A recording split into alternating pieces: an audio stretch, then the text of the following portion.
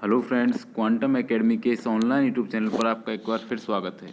आज देखेंगे हम जो 28 सितंबर को फर्स्ट शिफ्ट में सीईटी ग्रेजुएशन लेवल का जो पेपर हुआ था उसके सॉल्यूशन देखेंगे, राजस्थान जीके के और कुछ इंडिया जीके के सवालों को भी देखेंगे। थोड़ा सा ज़्यादातर हम राजस्थान जीके के सवालों पर चर्चा करेंगे कि उनके उत्तर क्या रहे थे, क्या रहने हैं।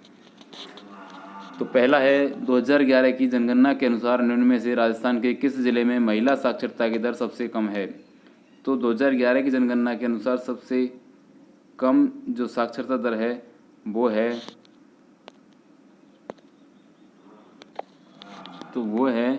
जालौर। ऑप्शन सी इसका सही आंसर होगा, जालौर। अगला क्वेश्चन है कि लाल पीली मिट्टी सवाई माधोपुर, सिरोही, राजसमंद, उदयपुर, भीलवाड़ा जिलों के हिस्सों में पाई जाती है। कथन 2 है लाल पीली मिट्टी मूंगफली और कपास की खेती के लिए उपयुक्त है। तो ये दोनों ही कथन सही हैं। कथन 1 और कथन 2 दोनों सही हैं। ऑप्शन ए सही आंसर होगा इसका।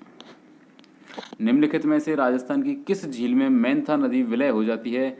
ये सांभर झील में विलय होती है। सांभर झील में 5 नदियां आकर मिलती हैं। मैनथा मनोहरपुरा से आती है, जयपुर की तरफ से आती है, इधर नीचे से रूपनगढ़ जाती है, और नावा से तुरतमती आती है, नागौर से आती है, खारी नदी आती है, ऊपर खंडेला सीकर, जो सीकर में खंडेला जगह है, खंडेला से आती है खंडेला नदी। तो ऐसे करके सांभर झील में 5 नदियां आती है, उसमें मंथा नदी जयपुर के मनोहरपुरा से आती है। तो इसका ऑप्शन होगा सही डी, सांभर झील।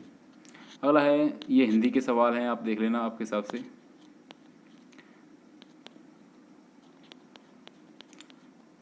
ये है रेड पांडा निम्नलिखित में से किस संरक्षित जीव मंडल का समूह है। तो ये डिब्रू दिबांग जो बायोस्फीयर रिजर्व है वहाँ पर लाल पांडा प्रजाति के लिए प्रसिद्ध है। लाल पांडा प्रजाति पाई जाती है। रानीगंज कोलफील्ड कहाँ है। तो ये पश्चिम बंगाल में है। Option D is right answer. अगला है, निम्नलिखित कथनों में से कौन सा कथन खेतरी ताम्र शोधन संयंत्र के संदर्भ में सही नहीं है। तो आपको पता है खेतरी जो पहले झुंझुनू में आता था वो आजकल नीम का थाना जिले में आता है। तो इसके बारे में यह है कि एकीकृत तांबा खनन सह शोधन संयंत्र है, सही है। मलंज खंड तांबा खदान से और तांबा अयस्क प्राप्त करता है, सही है। राजस्थान के बीकानेर जिले में स्थित है, गलत है क्योंकि यह नीम का थाना जिले में है, पहले झुंझुनू में आता था, इसलिए ऑप्शन सी इसका सही होगा। ऑप्शन सी सही आंसर होगा, मतलब इसमें ऑप्शन सी गलत है। तो ये ऑप्शन सी इसका आंसर सही है। अगला, निम्नलिखित में से किसानों के लिए राजस्थान सरकार द्वारा प्रारंभ किए गए मोबाइल एप्लीकेशन का नाम क्या है। तो राज किसान जैविक app. Option D is right answer. अगला है, राजस्थान में कब प्रथम कृषि बजट अलग से पेश किया गया। तो जो गहलोत सरकार में जो अंतिम बजट था 2023-24 का, वो कृषि बजट अलग से पेश किया था उसमें। ऑप्शन डी सही है उसका। अगला है, ये साइंस के क्वेश्चन है। अगला, ये संविधान के किस अनुच्छेद से हिंदी भाषा के विकास और प्रचार प्रसार के लिए आवश्यक निर्देश प्राप्त होते हैं। तो हिंदी भाषा के लिए जो भी प्रावधान है वो 243 अनुच्छेद में है। आंसर इसका ऑप्शन ए होगा। ऑप्शन ए। अगला है, ये अलग है ये इंडिया जी के हाँ, ये देखो, निम्नलिखित में से किस राज्य को असम में से अलग करके बनाया गया। तो मेघालय को बनाया गया था, क्योंकि असम के अंदर था, ये मेघालय उपराज्य का दर्जा दिया हुआ था इसको 22वें संविधान संशोधन से, और बाद में इसको असम से अलग किया था मेघालय को। ऑप्शन बी इसका सही आंसर होगा, ऑप्शन बी।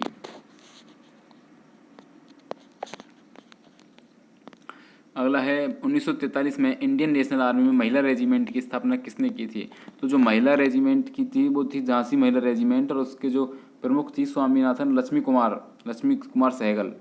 तो वैसे इसकी स्थापना की थी सुभाष चंद्र बोस ने ही। तो ऑप्शन इसका डी सही होगा, ऑप्शन डी सुभाष चंद्र बोस। अगला है, 1859 में इन मेमोरियम नामक पेंटिंग किसके द्वारा बनाई गई थी। तो जोसेफ नोल पैटन। ऑप्शन बी सही आंसर है इसका। ऑप्शन बी कौन सा सही है, जोसेफ नोल पैटन। अगला है, ये कंप्यूटर के सवाल हैं कि यह निम्नलिखित कथनों में से भारत के उत्तरी मैदानी क्षेत्र के संदर्भ में जो कथन सही नहीं है। यानी तराई एक सकरी पट्टी है बिल्कुल, जो शिवालिक तलहटी के समानांतर ढलान के टूटने पर 8 से 10 किलोमीटर पर फैली हुई है, सही है। तराई नई और पुरानी जलोढ़ मिट्टी की परत वाली पट्टी है, यह कथन गलत है। भांगर पुरानी जलोढ़ मिट्टी को कहते हैं, खादर नई को कहते हैं। बाकी के कथन तीनों सही हैं। बी ऑप्शन इज सही होगा इसका, बी ऑप्शन सही उत्तर होगा। अगला सवाल देखते हैं, ये कंप्यूटर के सवाल। हाँ, भारत में साइमन आयोग कब आया था। भारत में साइमन आयोग आया था 1928 में। 1928 इसका सही आंसर है। अगला है,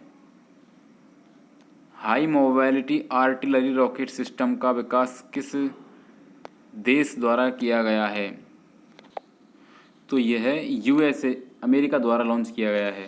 ऑप्शन ए इसका सही आंसर होगा, ऑप्शन ए यूएसए। अगला है सरिस्का नेशनल पार्क मुख्यतः किसके लिए प्रसिद्ध है? तो यह रॉयल बंगाल टाइगर के लिए प्रसिद्ध है। ऑप्शन ए इसका सही आंसर होगा, option A royal Bengal tiger. Sorry. अगला है निम्नलिखित में से कौन सा कथन राजस्थान के सूखे टीक के जंगलों के संदर्भ में सही नहीं है, यानी गलत कौन सा है? तो ये जंगल राज्य के दक्षिणी एवं दक्षिणी पूर्वी हिस्सों में स्थित है, सही है। इन क्षेत्रों में वार्षिक वर्षा वृष्टि 150 से 200 सेंटीमीटर तक होती है। सामान्यतः इन वृक्षों की ऊंचाई 9 से 13 मीटर तक होती है। टीक की लकड़ी व्यावसायिक रूप से उपयोगी, इसका प्रयोग फर्नीचर बनाने, दरवाजों की चौखट, खिड़कियों। देखिए वैसे तो ये चारों ही ऑप्शन सही हैं, लेकिन जो ऑप्शन सी है ये इसका उत्तर हो सकता है।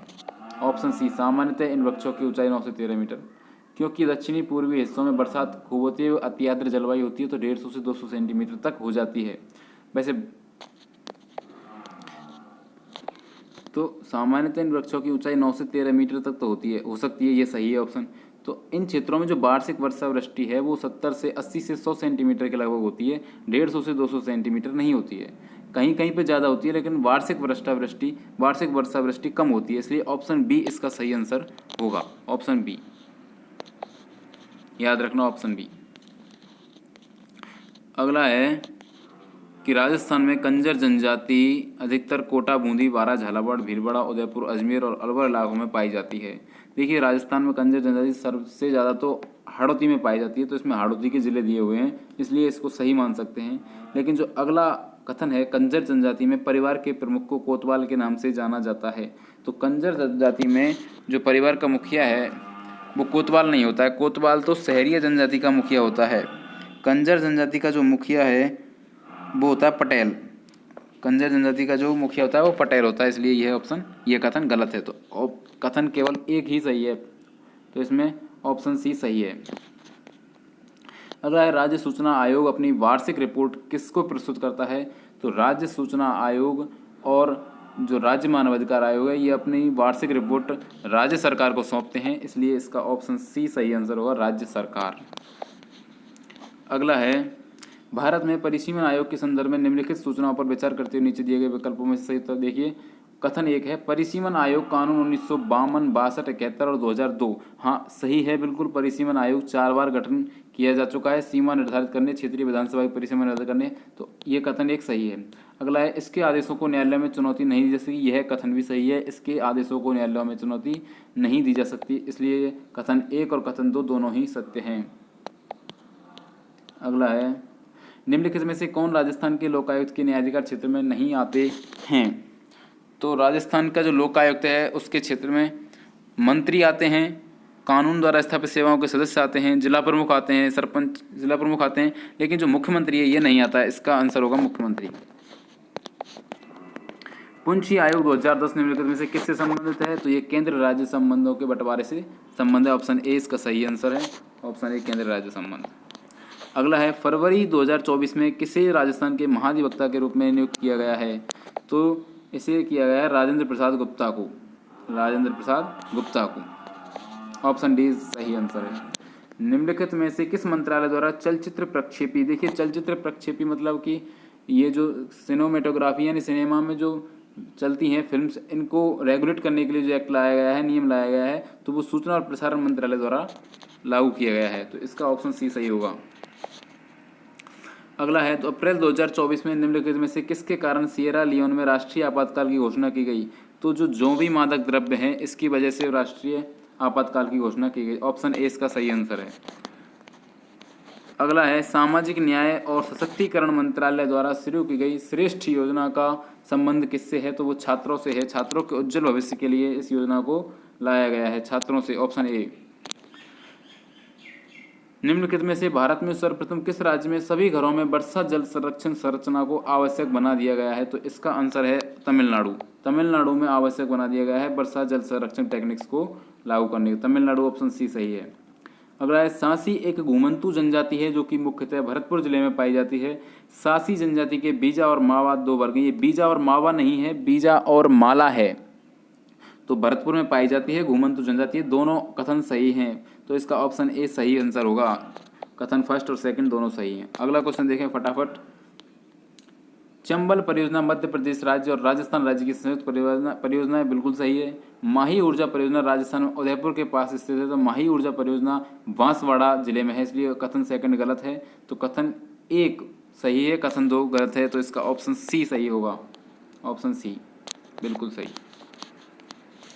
अगला है, निम्नलिखित में से कौन सी रिट उच्चतम न्यायालय द्वारा जारी की जाती है जो निचले अदालत के न्यायाधिकार क्षेत्र के अधिकार को रोकती है तथा उसके क्षेत्राधिकार तथा जो उसके क्षेत्राधिकार में निहित नहीं है उसको रोकती है।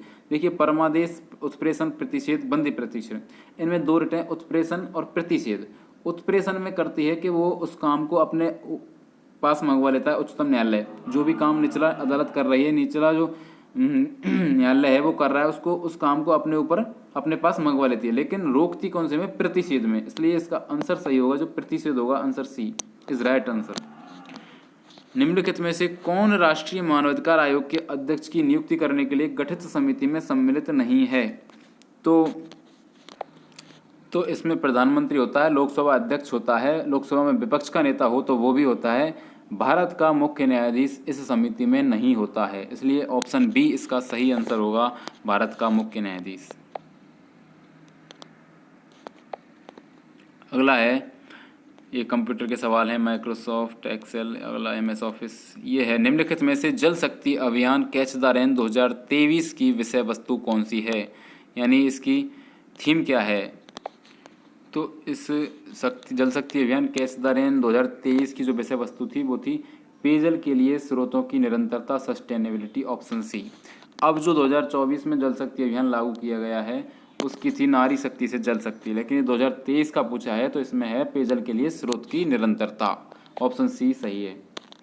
अगला है, मेजर शैतान सिंह भारतीय सेना की किस रेजिमेंट के थे? तो मेजर शैतान सिंह जो कि फलौदी ज़िले के थे, मतलब कि यहाँ राजस्थान के जन्म हुआ था, राजस्थान में फलौदी ज़िले में, वो कुमाऊं रेजिमेंट के थे। कौन सी के थे? कुमाऊं रेजिमेंट, ऑप्शन डी इसका सही आंसर है। अगला है, आज़ादी से पहले राजस्थान के कृषि आंदोलनों का नेतृत्व गैर किसानों ने किया था। गंगानगर क्षेत्र के आंदोलन का नेतृत्व एक कम्युनिस्ट नेता YN हाडा के द्वारा किया गया था। देखिए, बहुत टफ क्वेश्चन है ये, तो इसके दोनों ऑप्शन सही हैं, कथन एक और कथन दोनों सही हैं। अगला क्वेश्चन है, प्रसिद्ध सेला पास कहाँ स्थित है जो तवांग की सड़क से जुड़ता है? तवांग मठ जो कि अरुणाचल प्रदेश में है, तो ये अरुणाचल प्रदेश का दर्रा है, सेला दर्रा। अगला है, ये इकोनॉमी के सवाल हैं। यह है, निम्नलिखित में से कौन राजस्थान की प्रथम महिला उप मुख्यमंत्री थी? तो इसका आंसर ऑप्शन सी है, कमला बेनीवाल, आपको सबको पता है। भारत के राष्ट्रपति द्वारा राज्यसभा में कितने सदस्यों को मनोनीत किया जाता है? तो भारत के राष्ट्रपति द्वारा राज्यसभा में 12 सदस्यों को मनोनीत किया जाता है। लोकसभा अध्यक्ष किसी भी सदस्य को बोलने से रोक सकता है, दूसरे सदस्य को बोलने की अनुमति देता है, इस तथ्य को जाना जाता है।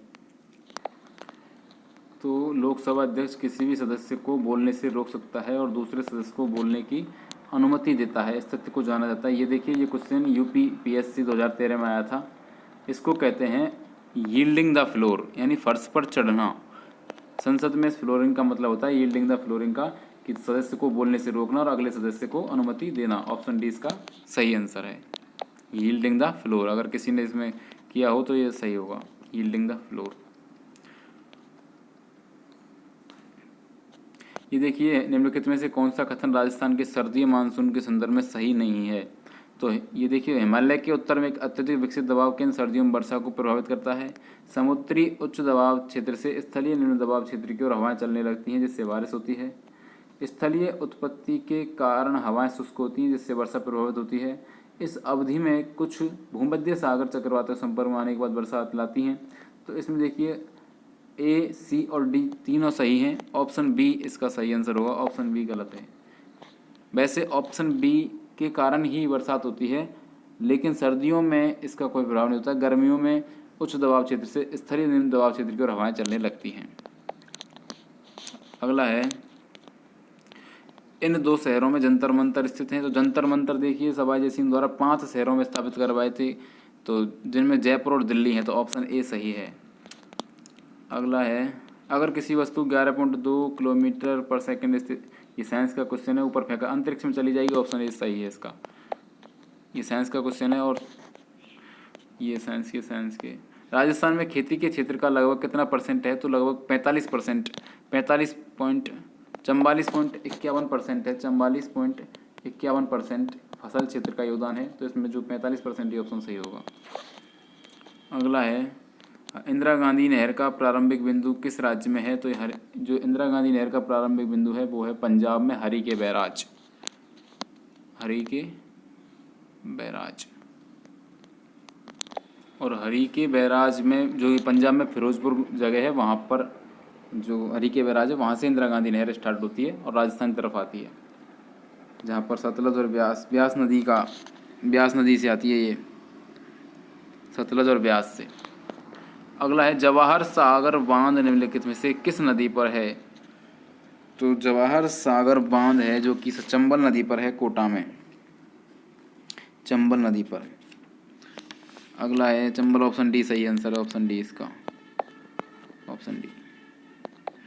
अगला है ये हिंदी के प्रश्न हैं, ये इकोनॉमी के हैं। निम्नलिखित में से किसे भारत में हरित क्रांति का जनक माना जाता है, तो हरित क्रांति का जनक माना जाता है एम एस स्वामीनाथन, ऑप्शन सही ए सही है।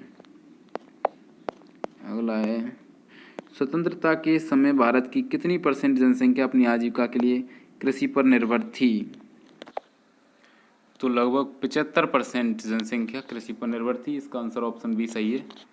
किसी देश की कुल आय को उसकी कुल जनसंख्या से विभाजित कर प्राप्त होने वाले परिणाम को क्या कहते हैं, तो पर कैपिटा इनकम कहते हैं, प्रति व्यक्ति आय इसे कहते हैं, ऑप्शन बी इसका सही होगा, प्रति व्यक्ति आय। अगला है निम्नलिखित में से किस निधि से सरकार के सभी खर्चे किए जाते हैं, सभी व्यय किए जाते हैं और संसद के प्राधिकार के बिना इनमें से कोई राशि आहरित नहीं की जा सकती, तो वो है समेकित निधि, संचित निधि या कंसोलिडेटेड फंड समेकित निधि, ऑप्शन बी सही है। करेबास क्या है, तो करेबा हिमनदीय चिकनी मिट्टी की एक मोटी परत है जो कि कॉफ़ी के लिए सबसे उपयुक्त जमीन मानी जाती है, भूमि मानी जाती है, करेबा सही है, ऑप्शन सी सही है। 6 नवंबर 1943 को जापानी प्रमुख तोजो ने घोषणा की थी कि जापान ने कुछ द्वीपों को आज़ाद हिंद की अंतरिम सरकार को सौंपने का निर्णय लिया है। ये द्वीप हैं अंडमान निकोबार द्वीप समूह, अंडमान निकोबार द्वीप समूह।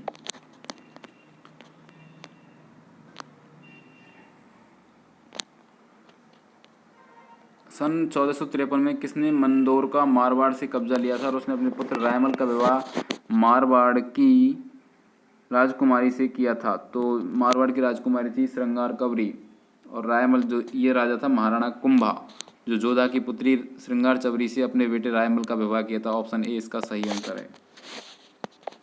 अगला है निम्नलिखित में से किस किले को सोनार किला स्वर्ण किला के नाम से जाना जाता है, तो सोनार किला या स्वर्ण किला जैसलमेर के किले को कहते हैं, जैसलमेर, ऑप्शन सी। अगर आता सोनगिरी किसे कहा जाता है, तो जालोर के किले को कहते हैं और जालौर में सोनगिरी कहा था, इसलिए जालोर के चौहानों को सोनगरा चौहान कहते हैं।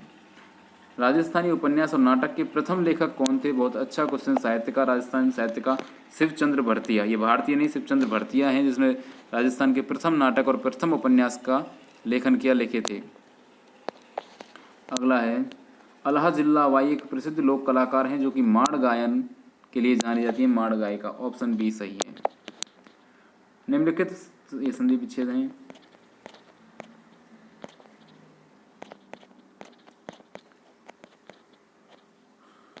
अगला क्वेश्चन है, ये मैथ के सवाल हैं।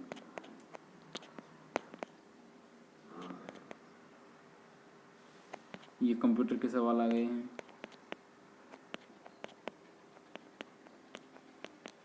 और ये हाँ अब आए हैं क्वेश्चन, भारत की स्वतंत्रता से तुरंत पहले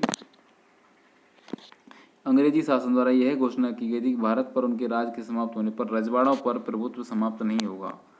अंग्रेजी राज का यह नज़रिया कि रजवाड़े अपनी मर्जी से चाहे तो भारत या पाकिस्तान शामिल हो जाएं या फिर अपना स्वतंत्र अस्तित्व बनाए रखें, तो कौन कौन से कथन थे?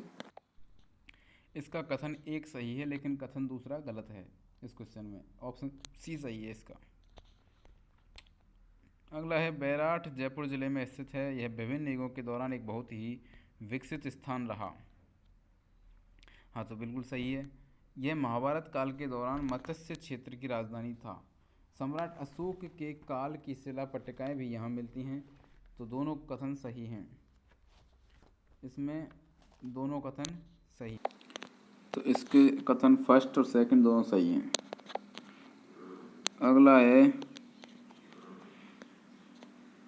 वायु गुणवत्ता सूचकांक IQ एयर के अनुसार विश्व में 2023 में सर्वाधिक प्रदूषित शहर का दर्जा किस शहर को दिया गया है?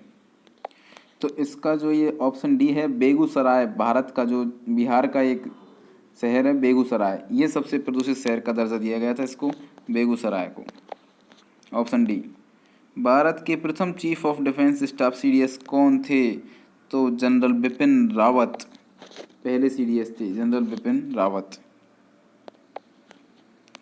खीर तैयार करने में आधा किलोग्राम, ये तो हिंदी के सवाल आ जाते हैं। अगला,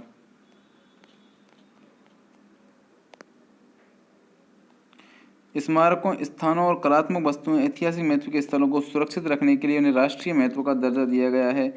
यह भारतीय संविधान में निम्नलिखित में से किसमें सम्मिलित है?